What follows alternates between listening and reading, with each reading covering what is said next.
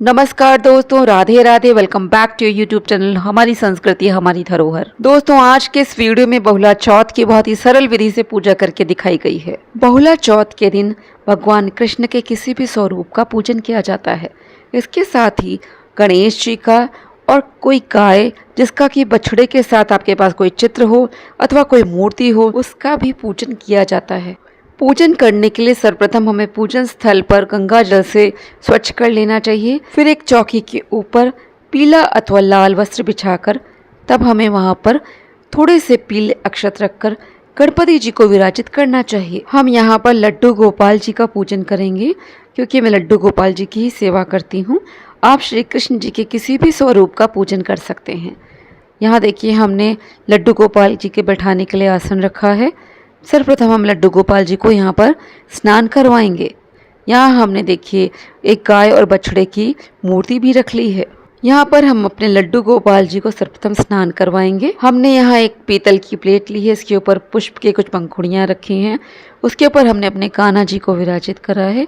कान्हा जी को हम शंख में गाय का कच्चा दूध डालकर फिर स्नान कराने जा रहे हैं। आप यहाँ पे पंचामृत स्नान भी करवा सकते हैं। देखिए, यहाँ पंचामृत मैंने सामग्री रखी हुई है। इसमें दूध है, ये गाय का कच्चा दूध है। फिर ये हमने दही रखा है। फिर ये हमने यहाँ पर शहद रखा है, ये देखिए शहद है।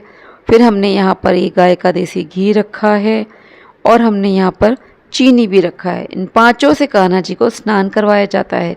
इन्हें आप आपस में मिलाकर पंचामृत बनाकर भी स्नान करवा सकते हैं अथवा अलग अलग वस्तुओं से भी स्नान कराया जा सकता है। पहले हम इनको जल से स्नान करवा रहे हैं। अब हमने शंख में पंचामृत को डालकर फिर पंचामृत से स्नान करवाया है। पंचामृत को हम चरणामृत के रूप में ग्रहण कर लेंगे। कान्हा जी का अंग पोषण करने के बाद हम इन्हें स्वच्छ वस्त्र धारण करवा देंगे। अब हम गणपति जी को पंचामृत से सांकेतिक स्नान करवा रहे हैं। अब हम 4 बार उन्हें शुद्ध जल से भी सांकेतिक स्नान करवा रहे हैं। अब हम गौ माता और उनके बछड़े को पंचामृत से सांकेतिक स्नान करवा रहे हैं। इसके बाद हम उन्हें शुद्ध जल से भी सांकेतिक स्नान करवा रहे हैं। यहाँ हमने धूप दीप जलाकर रख लिया है। चौकी पर जल छिड़क कर हम सबको शुद्ध कर रहे हैं। यहाँ हम दीपक का भी पूजन कर रहे हैं। यहाँ पर हम गणपति जी को, गौ माता को और दीपक को वस्त्र रूपी कलावा अर्पित कर रहे हैं। गणपति जी को हल्दी लगाकर हम यहाँ पर जनेऊ अर्पित कर रहे हैं। गणेश जी को हल्दी, रोली, कुमकुम हम लगा रहे हैं। गौ माता को भी हम यहाँ पर हल्दी लगाएंगे, कुमकुम लगाएंगे।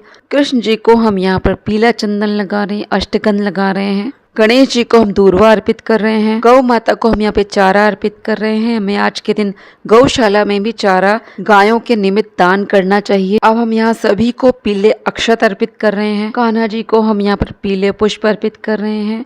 गणपति जी को हमने यहाँ पर लाल पुष्प अर्पित करा है। गौ माता को पुष्प अर्पित करेंगे। दीपक को हमने पहले से ही पुष्प अर्पित करा है। अब हम यहाँ गणपति जी को भोग चढ़ा रहे हैं। इनके भोग में तुलसी दल नहीं डाला जाता है। कान्हा जी को मिश्री और लड्डू का भोग लगा रहे हैं हम यहाँ पर। इनके भोग प्रसाद में तुलसी दल अवश्य रखा जाता है। इनके लिए हम यहाँ पर जल भी रख देंगे, जल में भी तुलसी दल डाल देंगे। गौ माता को हमने यहाँ पर चना और गुड़ अर्पित करा है। अब आपके पास जो भी फल उपलब्ध हो उसे अर्पित कर दीजिए। मैंने यहाँ पर सेब अर्पित कर दिया है। अंत में जल का भोग लगा दीजिए, दक्षिणा चढ़ा दीजिए। एक पुष्प में इत्र लगाकर हम कान्हा जी को अर्पित कर रहे हैं। अब हाथ में पुष्प और अक्षत लेकर हम बहुला चौथ की व्रत कथा सुनेंगे। यहाँ पर हम गणपति जी की भी कथा सुनेंगे, गणेश जी की व्रत कथा और बहुला चौथ की व्रत कथा दोनों ही मेरे चैनल पर दी हुई हैं। आप वहां से सुन सकते हैं यदि आपके पास कथा उपलब्ध ना हो। कथा सुनने के बाद अक्षत और पुष्प हम वहीं चौकी पे छोड़ देंगे। अब हम गणेश जी की और भगवान कृष्ण की आरती करेंगे और अंत में आप क्षमा प्रार्थना अवश्य कर लीजिएगा। दोस्तों, बहुला चौथ के दिन गायों का विशेष रूप से पूजन किया जाता है। गायों के निमित्त दान किया जाता है। यह दान आप गौशाला में भी कर सकते हैं। मंदिरों में भी गौदान की पेटी बनी होती है, आप उसमें भी दान कर सकते हैं। दोस्तों, यहाँ जो भोग प्रसाद आपने चढ़ाया है उसे आप स्वयं भी ग्रहण करें और वितरित भी कर सकते हैं।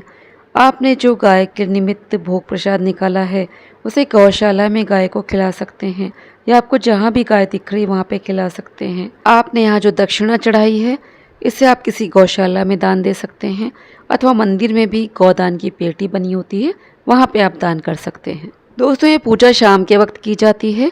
यहाँ जो जल का लोटा रखा है इसे शाम को चंद्रमा को अर्घ दे दें। यहाँ देखिए मैं उसी लोटे के जल से चंद्रमा को अर्घ दे रही हूँ। तो दोस्तों ये साधारण और सरल पूजन विधि जो कि कंप्लीट है, पूरी संपूर्ण पूजन विधि है, ये मैंने आज आपसे शेयर करी है। वीडियो यदि आपको पसंद आए तो इसको लाइक करें, शेयर करें, इससे हम मोटिवेट होते हैं इन वीडियोस बनाने के लिए। आप लोग अपना ख्याल रखें। बहुला चौथ की सभी को हार्दिक शुभकामनाएं। जय श्री कृष्णा, जय श्री राधे।